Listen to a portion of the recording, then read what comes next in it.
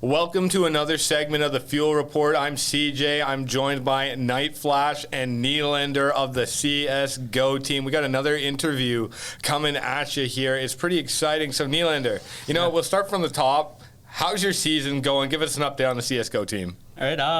Well, Nace, we made playoffs. We were 6-1. We just had a slight hiccup against Purdue Black in our division, but that was a close series. I could have went either way. We could have went undefeated. So we're in playoffs. We beat Northwestern University last Friday, 2-0, pretty clean and swift. But in Face It Collegiate, we just played our last game, I believe, on Monday. Unfortunately, we lost that. We missed playoffs either by 2 or 3 series. We finished 3-5. I didn't really know how close we were to making playoffs, but I think if we would have went 4-4, that was our best shot at making Face It Collegiate playoffs, but that was just a tough start. We kind of revived ourselves in the middle, and then just been trying to coast with Nace and making playoffs there and doing our best in Face It, really. And is the competition in Face It significantly more challenging than the competition you see? Was it Nace you said the other week? Yeah. Yeah. For sure. Face It Collegiate. It's where a lot of competition, a lot of top tier teams play in, especially prior to the season. If there was one last season, that would have been the one where most teams were filling in, but they took a year off or so, a semester. But I remember Tyler S., he played in Face It Collegiate in 2021, I think, and same with Uga. Either a year or two ago, they played in Face It Collegiate, and that would be the one that you want your best teams to play in, and that's where a lot of the best teams are right now. Yeah, it makes sense. Obviously, Face It being already a competitive platform, that they'd have their own league, especially for collegiate, as collegiate esports is growing. We know that you play CSGO and you're extremely talented at CSGO. Not gonna lie, you could shoot me, one-tap me any day. But something that a lot of our fans don't know is that you did actually try out for the Valorant team, and you made T2, but you made the decision to stick with CS. What was that decision like? Was it just sort of, I want to play on the main team, or I've got better chem with the guys over on CS? There was a lot that went into it, because at the time I was grinding probably a year of Valorant. I hadn't touched CS in a year. I was maybe here and there, but in 2020, I took a full year pretty much off CS. I did a Blast Premier tournament, a Valve sponsored tournament, a while back, during that time, but I was just full into Valorant. I was grinding it out. And then coming into this past summer, that was kind of the big decision. I just played a month of CS, and I've been playing a year and a half of Valorant. So it came down to what I wanted and what I felt would have been best. I felt Valorant would have been fun to learn and bring up players for sure. I think the idea of Academy and Rising was very great, and I liked that. I liked to be in that kind of mentor position, and I would have liked to, get some of those guys up and get them, going in the season and, make sure that they have fun for the most part. Rather, if they're losing, at least they're not tilted, they're not down on themselves. I wanted them to have fun. But then when it came to CS, that was kind of the game that I first got into when I started PC gaming. I was a console COD player from Black Ops 1 up until Black Ops 2. So during that time span, I was playing lots of console COD, but then got a PC in 2015 or so, was playing TF2 and CSGO at the time, and I've kind of just been on that ride with and that wave with CSGO since 2015 or so. Yeah.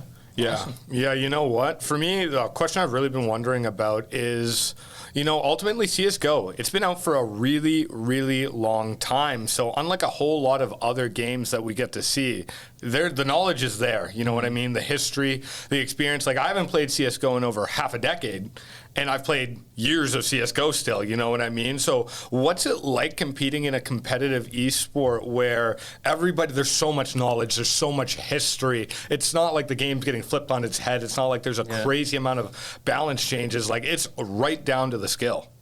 For me, I find that the meta's always changing. That's what kind of keeps it fresh, rather than it being a balance change like in Valorant, where say Chamber, he got nerfed to the ground and he almost became unplayable and out of the meta for the most part.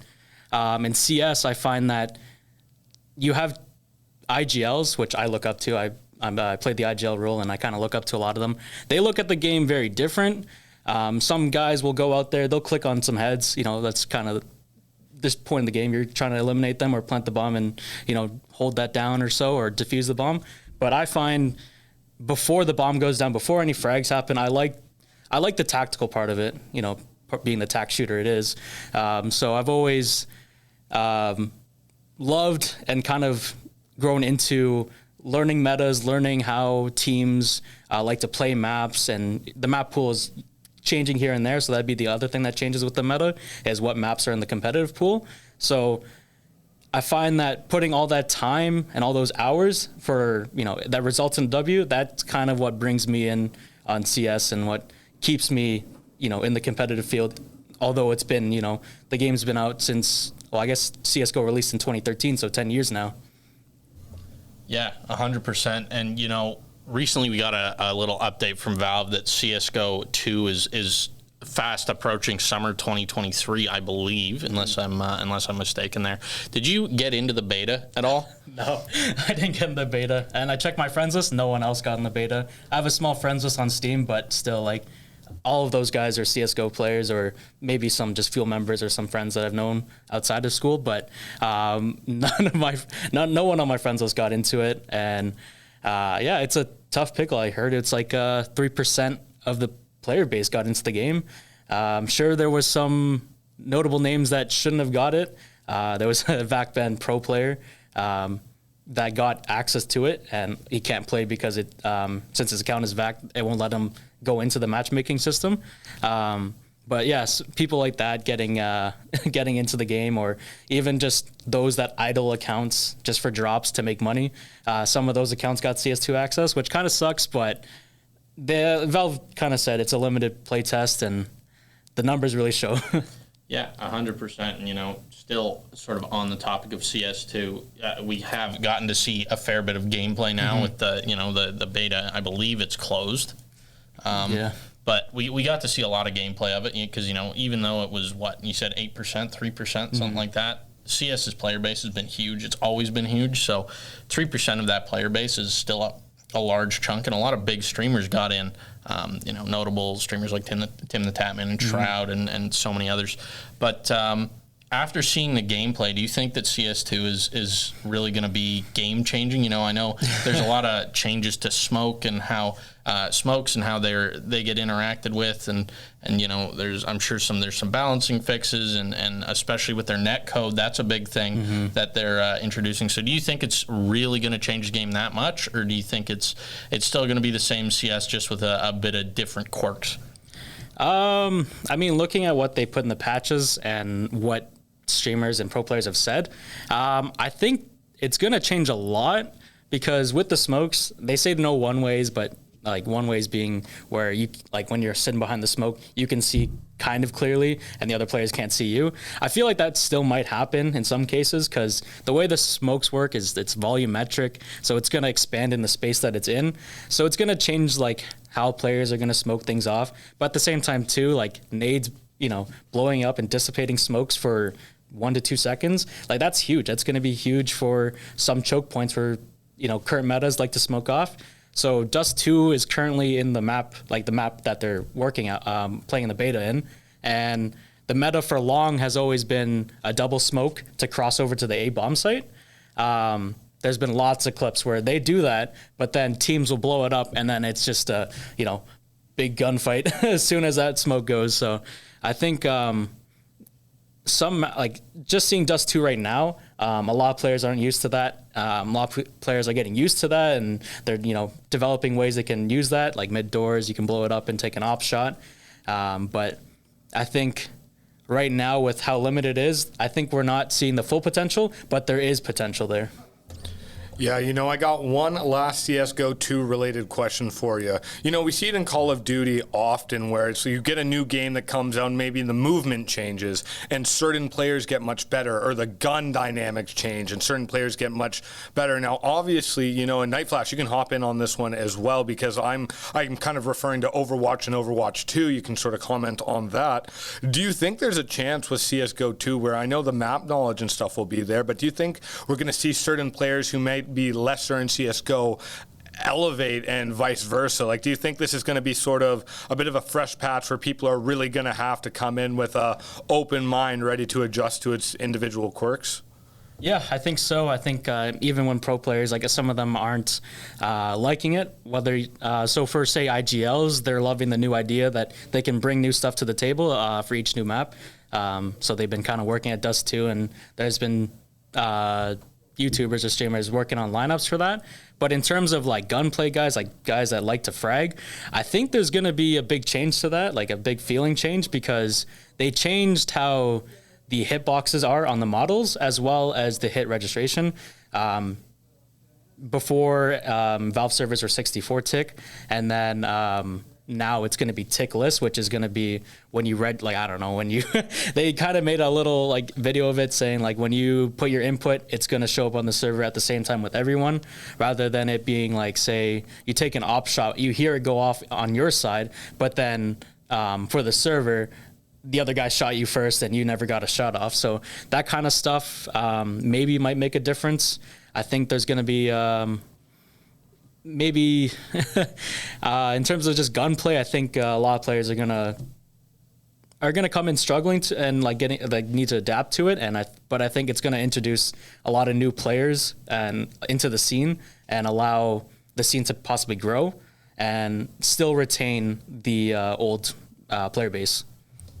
Yeah, great to hear. And, you said I could jump in here. And I think it's like with any big update, I think there's going to be sort of a period of time where people have to figure out how to play with the new update, figure out how to play with the smoke change and the tickless servers. And they've made so many changes. Like, I remember watching the videos, and the list goes on and on and on and on of the changes that they made. So I think there's going to be sort of a crossover period where, we see some people who just get on the game super early, grind it, and really figure that out, which is what happens with all games. You have your Call of Duty professionals who don't get off the game for 3 days, and they figure out, on this map there's this little jump spot or a pixel peak or whatever, and the general public doesn't know that. A lot of other Call of Duty pros don't know that till they play scrims or they meet up in the major or whatever it may be. So I think that really will play a big part in it, sort of figuring out how to play. But after that, like Nylander stated, there is the tick change is going to be huge for those, like, the fraggers, the skirmishers, whatever you want to call them, because it really just sort of puts you on an even playing field. That like ping will still be a factor, but it won't be as big as a factor. There's just all these changes are really going to sort of change the game and make people have to. I think it really is going to feel like a new game just with the changes that they put in. So it's going to take some time, and there's definitely going to be people who come in and are just instantly gross, and then people that are going to have to figure it out but get back to that place where they're at with CSGO. No, absolutely. Now I want to take things in a bit of a separate direction here. Nylander, you're a pretty frequent Fuel stream watcher, and as casters, like, we notice that. We see you in the chat when you're popping in frequently. Like, I'm curious, like, are you just a fan supporting the community? Like, what got you into watching such a good amount of our streams? Well, I'm kind of cruising through school right now. I'm just doing my best I can in my classes and all. And then I kind of have all this free time. It's either I go ahead and game, or usually right around that time, I've already had dinner. I pop into Twitch and I see that Fuel's live. So I've always liked to go and see games that I've played. So I've kind of have a diverse pool of games I've played. So I played COD previously. I used to play Overwatch, getting into League. And then Valorant, CSGO is kind of, in the same kind of mix. So anytime that one of those games are on, I like to dive in and, support the teams. I think also what it comes down to too is growing up, I was always into sports. At first basketball, and then I got into football. Wanted to try skating and get into hockey. Played volleyball and soccer through high school. So I think supporting a community as a fan of teams, that's kind of what I've always kind of been about, especially even in professional sports. Like I supported the Toronto Raptors like a bunch for the last like maybe 8 years, and I haven't watched that much basketball now, but even then, just supporting a team and organization, it's kind of what I've always been proud about. Whether I'm interested in the sport or just interested in the team, I've always just been about being in a sports community and being the best player or fan I could be. Yeah, and you are such a big fan, and I personally, I'd like to thank you. I sometimes I look in the chat and you got Nylander giving you some gas. What a great call out of Nightflash or CJ or whoever's casting, and it makes you feel good, and you can wear that Fuel fan badge of honor for forever, man. I think if I had to guess, other than some of the staff, I'd say you have just about the most watch time. But shifting a little bit, like kind of on the same topic here. How did you find out about the Fuel? Like, we're not massive in the school. We've got posters up and stuff, but how did you yourself sort of find us and come to be, in-house name, if you will? So I took an online course for Fanshawe in 2020. I was growing up in Woodstock at the time, about 15 years in Woodstock. So when I was looking for schools, I was looking for some sort of business program at that time. And I didn't want to go to a school that was far that I have to move to. And then even if my online course were to go in class, that was kind of the thing I was thinking about. Like, could I make the drive or could I, make the move there? So I tried to keep it close, and London was, an hour away from Woodstock. So I eventually got a course there. At first I took logistics management or so. And it was something my dad was in, but once I got into that, I was kind of going through, and then I eventually did drop it after a few months. But during that time, I found the Discord through the FSU website, and that's when I joined. I didn't really say anything up until the next semester, the winter semester of that 2020, where someone had mentioned like a Valorant. I think it was just a tournament that they were hosting. So I went and joined that with a couple buddies. And then once I found that's kind of where I got into knowing more about Fuel. So then I did take a year off school after that. But then, just having that in the back of my head that that Fanshawe Fuel does exist, and that I was, already a step into the door of the community. Yeah, for sure. And, I'm going to keep this line of questioning going in a similar direction. The Fuel Report. you've been a pretty solid Fuel Report watcher as well. We notice you. Don't you worry. We see you out there supporting us.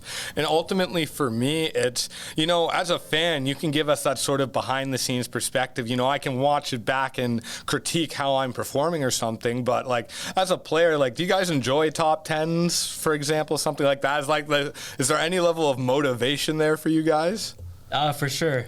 So anytime we have the room on Friday, in the back of our heads, we're like, we got to make CJ's top 10.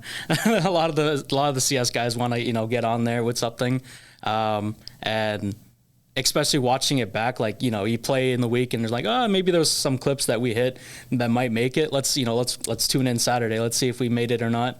And it's always exciting to watch that and see, especially, it's kind of like a recap in the week to see what other players have done in other games. No, for sure. And another big thing I'm wondering is, as a fan, I'm sure you watch and I wish they did this. I wish they did that. Do you have any neat ideas you could throw our way as from a fan's perspective?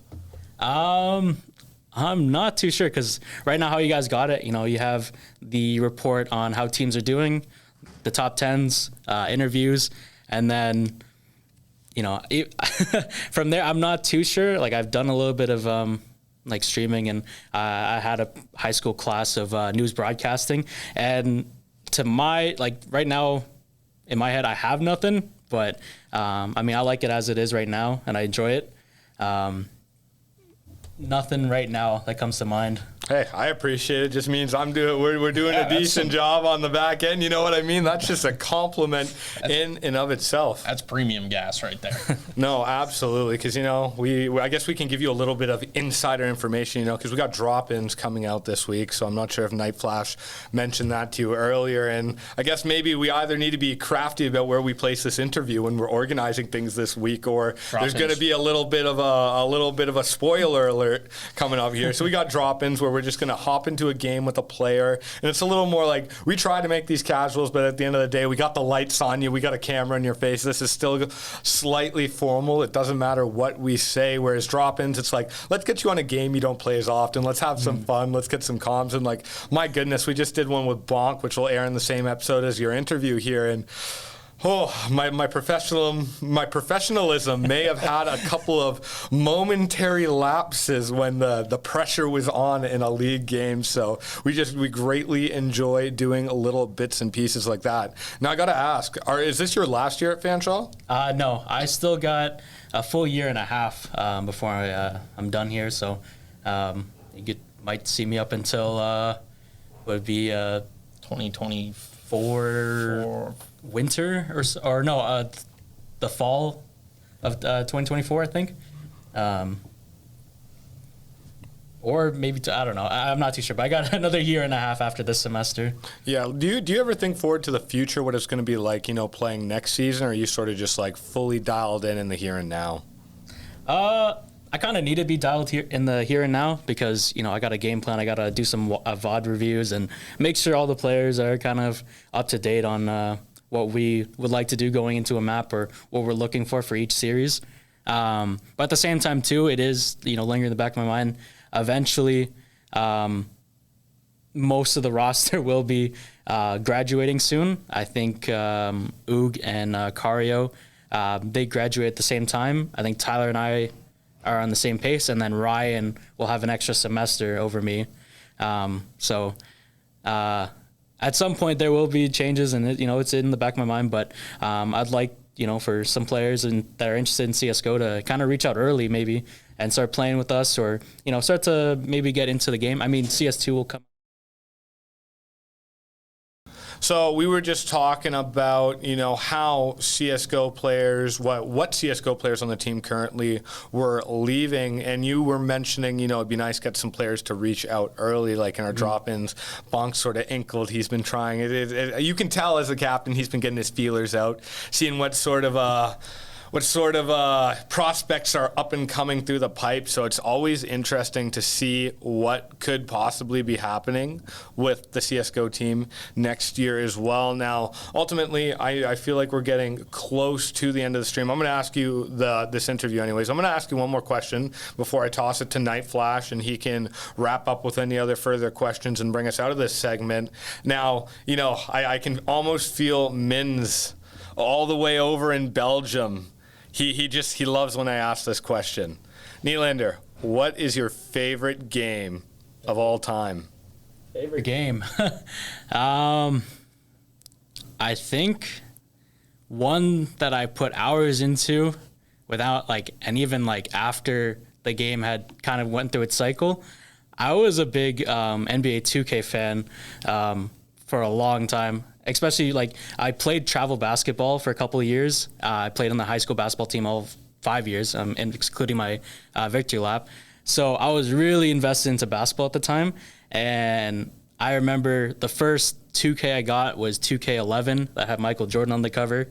I wasn't good at it, but up until 2K14, even though, the game was kind of being recycled and I kind of realized that, it was still fun to me. It was something I enjoyed. It was a hobby and, kind of pleasure of mine. And I remember I had 2K14 for about 2 years that I played it straight. I didn't touch 2K15 because, I don't know, there was something about 2K14 at the time. I think it was because the next-gen console had came out, Xbox One, PlayStation 4. So I had transitioned into that game and love the graphics, love the detail, and the way it played at the time. Sure, when 2K15 came out, there was so much gameplay that changed the game, but for some reason, 2K14 stuck with me for a good 2 years before I switched out to other sports games and genres as well. Yeah, 100%. And, you touched on 2K. I'm personally a big 2K fan. I still play 2K to this day. Not too much because, like you said, they just sort of it's a constant cycle of just the same thing, and the game keeps getting worse somehow. Not sure how that's happening. Kind of like Call of Duty, but we're not going to talk about that right now. I want to circle back to CS actually, and this is going to be a tough one. Yeah. I hope you're on board for this. If you had to name your top 5 favorite CS skins. Ooh. Any weapon, any knife, doesn't matter. Top 5 favorite CS skins, go. All right. I think number 1 for me has been M9 Bayonet Sapphire. Just, the biggest blade, Sapphire Blue. Couldn't go wrong with that. I think my top 3 would be knives. So 2, I'd put a Karambit. Really any phase Doppler. You couldn't go wrong with that. And then at number 3, personally, I've always liked the butterfly knife fade. Not too many people's favorite knife, but I guess skin on the knife. People love the butterfly knife, but the fade isn't that popular with it for some reason, but I've always enjoyed it. And then if I wanted to add some gun skins, I think the AUG Akihabara Accept. It's the anime AUG. That one has been in the game for a while. I remember owning it when it was, at the time, like $50, and I sold it when I exited the game for a brief bit, and now I think that same wear is going for about $800, so I'm kind of down the dumps about that, but that's all right. And then I think for 5th, I want to throw in a meme skin for sure. I think P250 Sand Dune. That would be in my top 5. I know in previous games I've received trades mid-match. They've flooded the chat before, and if you look at my inventory, I'm sitting at least visible in my inventory. I got about 140 right now.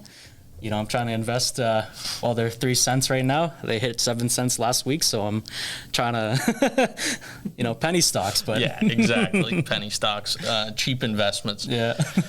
But yeah, I think that's going to do it for this segment of the Fuel Report. Nylander, thank you for joining us. CJ, thank you for producing this segment. You did awesome. I've been Nightflash. I've been joined by Nylander and CJ, and we'll catch you on the next segment of the Fuel Report. See you then.